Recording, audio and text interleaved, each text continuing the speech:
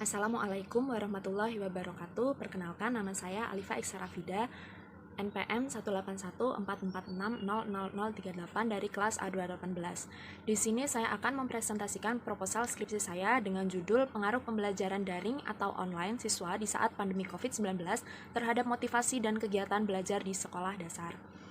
Proposal ini saya susun untuk memenuhi tugas akhir mata kuliah Seminar Pendidikan dengan dosen pengampu Ibu Rina Diah Rahmawati, MPD. Bab pertama dari proposal saya, menurut Undang-Undang Sistem Pendidikan Nasional atau UUD Republik Indonesia Nomor 20 Tahun 2003 yang merupakan undang-undang yang mengatur sistem pendidikan yang ada di Indonesia. Dalam UU ini, penyelenggaraan pendidikan wajib memegang beberapa prinsip, antara lain pendidikan diselenggarakan secara demokratis dan berkeadilan serta tidak diskriminatif dengan menjunjung tinggi nilai hak asasi manusia, nilai keagamaan, nilai budaya, dan kemajemukan bangsa dengan satu kesatuan yang sistematis dengan sistem terbuka dan multimakna. Pada era globalisasi ini, segala sesuatu yang berkembang maju, salah satunya di bidang pendidikan. Perkembangan teknologi daring akan mampu mempengaruhi berbagai aspek kehidupan manusia, salah satunya pada bidang pendidikan. Dengan adanya pembelajaran daring dapat meningkatkan kualitas pendidikan itu sendiri. Selain lebih mandiri, anak juga dapat mencari informasi untuk memenuhi tugas-tugas sekolahnya. Dilanda wabah virus yang disebut dengan coronavirus, yang menyebabkan penyakit COVID-19. COVID-19 diakibatkan oleh jenis coronavirus yang baru. Virus ini adalah jenis virus yang baru sehingga penyakit ini belum dikenal hingga terjadinya wabah COVID-19. COVID-19 adalah penyakit yang penularannya sangat cepat. COVID-19 menular melalui percikan air liur yang keluar dari mulut seseorang ketika batuk ataupun bersin.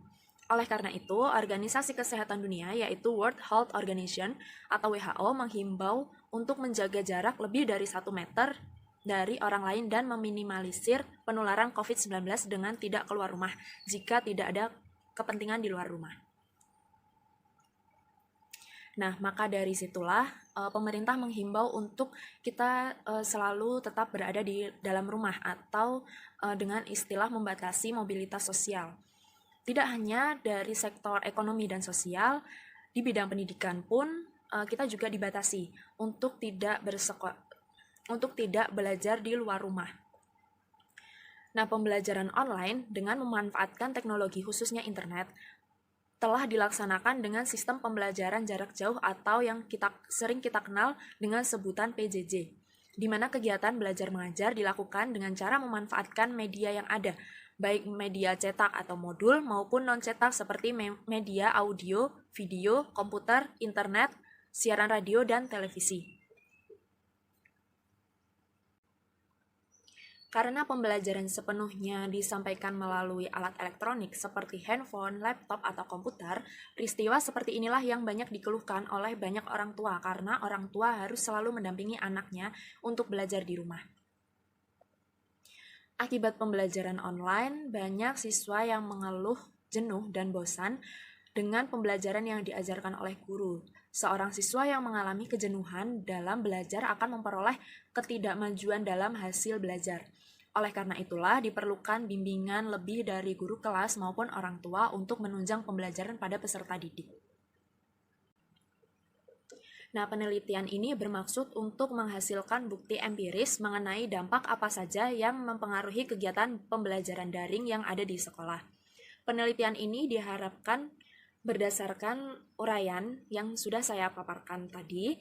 Peneliti merumuskan judul penelitian yaitu pengaruh pembelajaran daring atau online pada siswa di saat pandemi COVID-19 terhadap motivasi dan kegiatan belajar siswa di sekolah dasar. Selanjutnya, pembatasan masalah. Berdasarkan identifikasi masalah dan data empiris yang peneliti ambil, diantaranya bagaimana dampak pandemi COVID-19 terhadap kegiatan dan motivasi belajar anak di sekolah dasar. Peneliti mengambil judul penelitian pengaruh pembelajaran daring online pada siswa di saat pandemi COVID-19 terhadap motivasi dan kegiatan belajar di sekolah dasar. Dan jenis penelitian yang saya ambil yaitu penelitian kuantitatif. Dengan rumusan masalah, yang pertama, bagaimana dampak pandemi COVID-19 terhadap kegiatan belajar mengajar dan motivasi belajar siswa. Yang kedua, bagaimana cara guru untuk meningkatkan motivasi belajar siswa. Dan yang terakhir, bagaimana peran orang tua dalam pendampingan belajar anak. Selanjutnya, tujuan dari penelitian tersebut, yang pertama, dapat mengetahui dampak pandemi COVID-19 terhadap kegiatan belajar mengajar dan motivasi belajar siswa. Yang kedua, dapat mengetahui cara guru untuk meningkatkan motivasi belajar siswa. Dan yang terakhir, dapat mengetahui peran orang tua dalam pendampingan belajar anak. Di bab kedua, berisi tentang kajian teori dan hipotesis. Yang pertama, saya akan menjelaskan tentang kajian teori yang saya ambil. Yang pertama, ada karakteristik pembelajaran di sekolah dasar. Proses belajar akan terbentuk berdasarkan pandangan dan pemahaman guru tentang karakteristik siswa dan juga hakikat pembelajaran. Untuk menciptakan proses belajar yang efektif ini, guru harus memahami fungsi dan peranannya dalam kegiatan belajar mengajar, yaitu sebagai pembimbing, fasilitator, narasumber, dan pemberi informasi. Dengan demikian, proses belajar perlu disesuaikan dengan tingkat perkembangan siswa. Ada dua golongan karakteristik pembelajaran di sekolah dasar, yaitu yang pertama karakteristik pembelajaran di kelas rendah, yaitu pembelajaran yang bersifat konkret. Proses pembelajaran harus dirancang oleh guru sehingga kemampuan siswa, bahan ajar, proses belajar, dan sistem penilaian sesuai dengan taraf perkembangan siswa. Selain itu, proses belajar juga harus dikembangkan secara interaktif. Contoh kegiatannya yaitu yang pertama menggolongkan peran anggota keluarga, yang kedua menulis dengan jelas dan rapi, yang ketiga membilang dan menyebutkan banyak benda, dan yang keempat membaca nyaring sederhana kurang lebih 300 kata. Dan yang kedua, karakteristik pembelajaran di kelas tinggi. Di kelas tinggi, guru harus menggunakan pembelajaran yang berbasis masalah, menggunakan pendekatan konstruktivis, melakukan pendekatan, meneliti, dan membandingkan. Nah, contoh kegiatan belajar di kelas tinggi yaitu yang pertama, mendiskusikan tentang jual beli. Yang kedua, memperagakan rangkaian gerak dan dengan alat musik. Yang ketiga, menafsirkan peninggalan-peninggalan sejarah. Yang keempat, melakukan operasi hitung campuran atau bilangan bulat. Dan yang terakhir, menelaah bukti perkembangan makhluk hidup. Kajian teori yang selanjutnya yaitu ada pembelajaran daring atau online. Indonesia pada saat ini disebut dengan negara yang terinfeksi pandemi COVID-19. Penyakit coronavirus 2019 atau yang sering kita sebut dengan COVID-19 adalah penyakit menular yang disebabkan oleh sindrom pernafasan akut coronavirus atau yang dikenal dengan SARS-CoV-2. Untuk memutuskan mata rantai penyebaran COVID-19 diperlukan kerjasama pihak yang mengatasinya dengan cara tidak berkerumun dalam keramaian, tidak pergi ke pasar, tempat olahraga, tempat budaya, dan lain sebagainya. Begitupun di bidang pendidikan, pembelajaran dilakukan di rumah dan tidak mengunjungi sekolah atau yang sering kita sebut dengan learning from home. Nah, learning from home yaitu pembelajaran yang dilakukan di rumah atau yang sering kita sebut dengan pembelajaran online atau daring. Nah, sedangkan pembelajaran daring yaitu penyelenggaraan kelas pembelajaran dalam jaringan untuk menjangkau kelompok target yang luas, sehingga pembelajaran daring dapat diselenggarakan di mana saja serta diikuti secara gratis maupun berbayar. Selain itu, pembelajaran daring memanfaatkan jaringan internet dalam proses pembelajaran dan memberikan metode pembelajaran yang efektif seperti berlatih dengan adanya umpan balik, menggabungkan kegiatan kolaboratif dengan belajar mandiri, personalisasi pembelajaran berdasarkan kebutuhan anak menggunakan stimulasi dan permainan. Pembelajaran daring atau penerapan e-learning dalam pendidikan sekolah dasar telah menjadi solusi praktis untuk mengatasi masalah yang kita hadapi pada sekarang ini. Pada beberapa sekolah yang ada di Indonesia sudah bisa menerapkan metode pembelajaran daring. Namun di sisi lain ada juga sekolah yang baru pertama kali melakukan pembelajaran secara daring. Nah, hal tersebut seorang pendidik yang biasanya mengajar secara konvensional di kelas tiba-tiba harus mengajar dalam sebuah media. Dengan kondisi tersebut, proses pembelajaran pada jenjang pendidikan anak harus tetap berlangsung. Bahkan perhatian kepada mereka diberikan lebih dari kondisi normal. Apalagi anak yang orang tuanya menjadi garda terdepan penanganan COVID-19.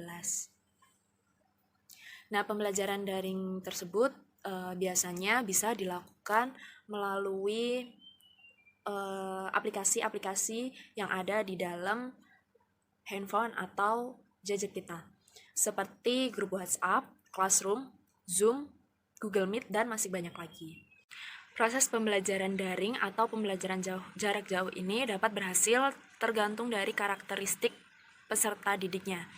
Pembelajaran daring bagi siswa melalui WhatsApp Group dipandang efektif dalam kondisi darurat karena adanya virus corona seperti sekarang ini. Banyak guru mengimplementasikan dengan cara beragam cara belajar, basisnya tetap pembelajaran secara daring. Nah, berdasarkan paparan di atas, dapat ditarik kesimpulan bahwa adanya pandemi COVID-19 ini dapat dikatakan sangat merugikan bagi dunia pendidikan, karena tidak hanya siswa, guru pun merasa kesulitan untuk menyampaikan materi pembelajaran. Hal tersebut dikarenakan para siswa dan guru belum terbiasa untuk pelaksanaan pembelajaran online. Banyak guru yang mengeluhkan kesusahan dalam penyampaian materi karena keterbatasan penggunaan teknologi. Tidak hanya guru, siswa dan orang tua wali murid pun juga mengeluhkan hal yang sama. Mereka juga belum terbiasa dengan pembelajaran daring atau online. Orang tua mengeluhkan bahwa pembelajaran online banyak menghabiskan kuota. Selain itu, koneksi internet juga harus bagus jika untuk melakukan pembelajaran daring atau online. Kajian teori yang selanjutnya membahas tentang motivasi belajar. Motivasi merupakan faktor psikologis penting dalam proses pembelajaran. Motivasi dibangkitkan melalui situasi stimulus bersama ingatan untuk dapat mempengaruhi siswa sedemikian rupa sesuai hukum-hukum mekanik sehingga berfungsi dalam mengarahkan, mengaktifkan, dan meningkatkan aktivitas siswa dalam proses pembelajaran. Selanjutnya, pada bab 2 ada kajian penelitian terdahulu. Dalam hasil penelitian terdahulu yang relevan akan dibahas mengenai penelitian-penelitian yang dilakukan oleh para peneliti terdahulu sebagai acuan dalam menentukan tindak lanjut sebagai pertimbangan penelitian. Berbagai penelitian yang relevan dalam penelitian ini yaitu ada Arif Rahman Yusuf pada tahun 2016 mengemukakan bahwa perkembangan teknologi dalam bidang pendidikan yaitu e-learning. E-learning yang digunakan menggunakan model dengan menerapkan kurikulum 2013 yang sekarang ini masih menggunakan proses pembelajaran konvensional. Arif Rahman Yusuf mengukur tingkat pelatihan dalam mengoperasikan e-learning secara maksimal, sedangkan peneliti mengukur hasil belajar peserta didik melalui belajar e-learning. Belajar e-learning. Selanjutnya ada ilmuwan Beni Hari Firmansyah pada tahun 2016 mengemukakan bahwa pembelajaran blended learning atau pembelajaran campuran yang mengkombinasikan antara pembelajaran tatap muka dengan pembelajaran online. Tujuannya untuk meningkatkan efektivitas dan fleksibilitas dalam pembelajaran serta meningkatkan kualitas pendidikan dalam bidang ilmu pengetahuan, teknologi, dan komunikasi. Penelitian Beni Hari Firmansyah mengukur tingkat pembangunan pendidikan dalam meningkatkan pembelajaran menggunakan blended learning, sedangkan peneliti mengukur hasil belajar peserta didik dalam penggunaan media e-learning dalam pembelajaran online. Yang selanjutnya ada Muhammad Yasdi pada tahun 2016 mengemukakan bahwa e-learning adalah model pembelajaran yang ada dibuat dalam format digital melalui peralatan elektronik dengan tujuan memperluas akses terhadap pendidikan publik sehingga belajar modul bisa diakses mudah tanpa ruang dan waktu yang dibatasi.